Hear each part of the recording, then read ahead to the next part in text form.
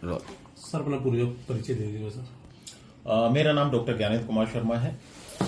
मैं यहीं से एनएस कॉलेज से मैंने विधि शिक्षा प्राप्त की थी, एलएलबी प्राप्त करके, लेकिन एलएलबी पूरा होते ही मेरा सिलेक्शन हो गया था वेस्ट बंगाल जुडिशियल सर्विसेज में।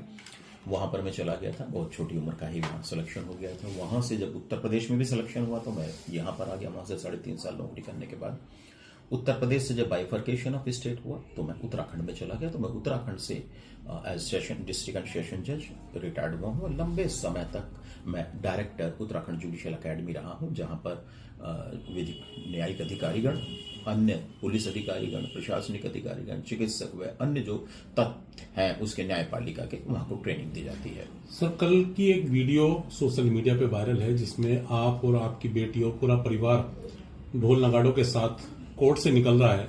बताया जा रहा है कि तलाक के बाद ये सब कुछ हो रहा था वहां पे। सर क्या पूरा था और क्या मैसेज देने का प्रयास किया गया? सर पूरा ये था, मेरी बेटी ने जब ये पैदा हुई थी तो हमने बड़ा स्वागत किया था। पहला मेरा बड़ा बेटा था, छोटी बेटी थी, बड़ा स्वागत, अब ढोल नगाड़े बजे थे। इसने वो प्रोसेशन नहीं देखा था जब ये पैदा हुई थी। हम इसको दिखाना चाहते थे कि हमारे लिए तुम्हारा वो ही महत्व है जितना जब तुम पैदा हुई थी, आज भी उतना ही महत्व है। इसलिए वो ही प्रोसेशन हमने आज किया, कल किया तलाक के बाद। दूसरा ये था, जिस खुशी से हमने विदा किया था इससे शादी के बाद कि दूसरा परिवार बसा। ये कहते हैं ना, पराई हो गई बेटी। पराई नहीं होती, एक परिवार का निर्माण करती है जब वो कुंवारी होती है, अपने घर में रहकर पिता के परिवार का निर्माण करती है। दूसरे परिवार का निर्माण करती है जब वो ससुराल चली जाती है, ससुराल पक्ष का निर्माण करती है। दो परिवारों का निर्माण करती है। तो हमने कहा जा खुश रहे, दूसरे परिवार का भी निर्माण कर। लेकिन वहां संभव नहीं हो सका तो वहां ये नहीं उसको कुंठित छोड़ दें, उसको कुंठित नहीं छोड़ना था। परिवार में पुनः उसी तरीके से वापस करना था, जैसे भेजा था उसी तरीके से वापस ले आए। तो इस मौके पे क्या सब रिश्तेदारों को या मेरे बहन भाई सब उपस्थित थे। मेरी एक भतीजी बिल्कुल यूएस से भी आई है, यूएसए से भी यहाँ उपस्थित थी कल, और उसने भी प्रोसेशन में भाग लिया। एंड हमने तो पूरा प्रोसेशन एंजॉय किया, जैसे जैसे मेरी बेटी पैदा हुई है उस तरीके से एंजॉय किया। सर मैं जानना चाहूंगा कि यहाँ तक नौबत कैसे आई? कितने साल पहले बेटी की शादी की थी? 7 साल पहले शादी हुई थी। मैं हमेशा कहता रहा हूं, मैं पॉजिटिविस्ट हूं, मैं इतिहास में बिलीव नहीं करता। अतः क्या गलती रही, वहां की रही या यहां की रही, उस पर अगर मैं कुछ कहूंगा तो उसका कोई अंत नहीं होगा। इसलिए उस पर मैं कुछ नहीं कहना चाहता, सिवाय इसके मेरी बेटी खुश नहीं थी। ये जो कल पूरा हुआ है ये, तो इससे क्या एक मैसेज देने का प्रयास किया गया सोसाइटी के अंदर? Yes certainly. मुझे जो समाज में कहा जाता है वो फेमिनिस्ट कहा जाता है, कि आई एम ए फेमिनिस्ट, क्योंकि मेरी पीएचडी भी विमेन राइट्स पर है, पोस्ट डॉक्टर भी जेंडर जस्टिस पर है।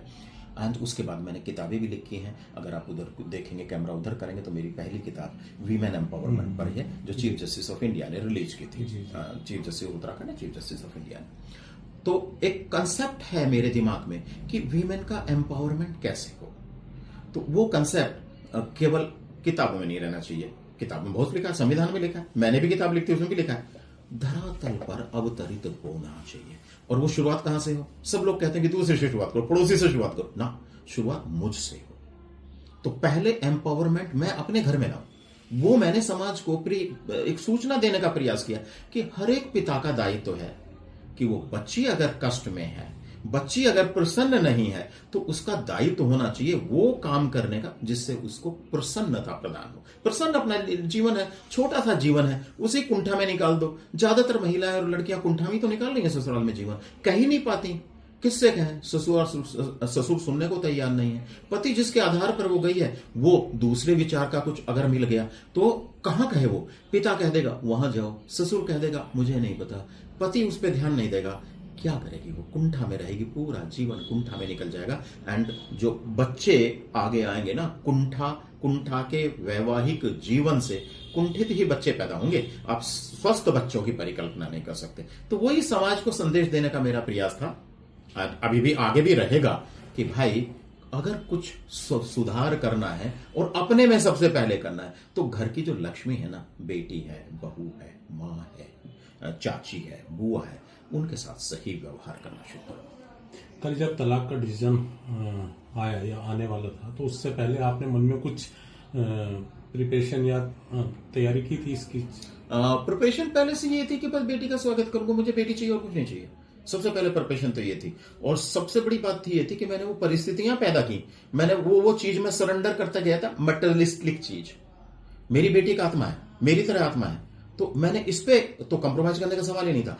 बाकी चीज जो धन है, दौलत है, उस पे मैंने कंप्रोमाइज किया, क्योंकि अगर मेरी आत्मा मेरे पास आ गई और ये इसने जैसे पहले शादी से पहले अच्छे स्कूल्स में पढ़ी है, इंडिया के टॉप एजुकेशन इंस्टीट्यूशन में पढ़ी है, समाज में इसका वो भी रोल भी अच्छा है और अब भी अच्छा रोल कर रही है, तो अगर ये अच्छा रोल करके प्रसन्नता में आ जाएगी तो मैं तो एक सक्सेसफुल फादर हूंगा ना। और वहीं मैं उसको कुंठा में पड़े रहने दे दूं तो I will be failure as a father. Stop कर लिया।